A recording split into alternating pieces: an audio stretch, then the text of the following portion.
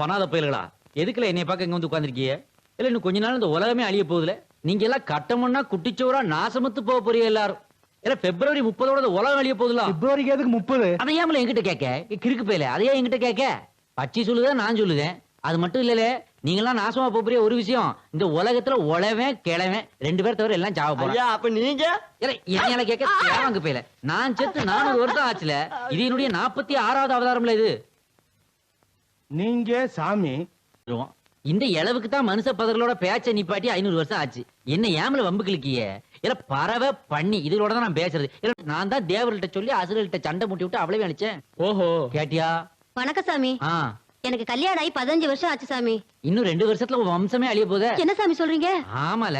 எனக்கு குழந்தையே இல்ல சாமி. குழந்தை இல்லன்னா என்கிட்ட வந்து ஏன் சொல்லுத? ராத்திரி வந்து டிவில சொல்லுதாருல டாக்டர், ஆமா. அவர்கிட்ட போ, நல்லது செய்வாரு போ. பிள்ளை கேட்க வேண்டியது, அவரு பிள்ளைய கொடுத்துட்டாருன்னா ரேப் பண்ணிட்டான்னு போலீஸ் சொல்ல வேண்டியது. போட்டி போ. சாமி கோச்சுக்காதீங்க சாமி. என்னடா? புள்ள வேணும், அதுக்கு பரிகாரம் சொல்லுங்க. அப்படி சொல்லுதியா? ஆ, சரி ஒண்ணு செய், நம்ம கேணி இருக்கலாம், ஆ. அந்த கேணியில போய் ஒரு சம் தண்ணியை குடி. 24 மணி நேரத்துல பிள்ளை பிறக்கலன்னா என்ன செருப்பாரு? அந்த கேணி இல்லையா? என்ன கேணினா எழப்பமா சொல்லுத? ஏ கேணி என்பார் தண்ணி என்பார், நான் நிற்பார் நாசமா போறவர் பட்டாங்கில் உள்ளபடி. இது காக்கா சித்தர் சொன்னது. சரி, போ, போ, வாடி போ, போலாம். சு, சு, போ.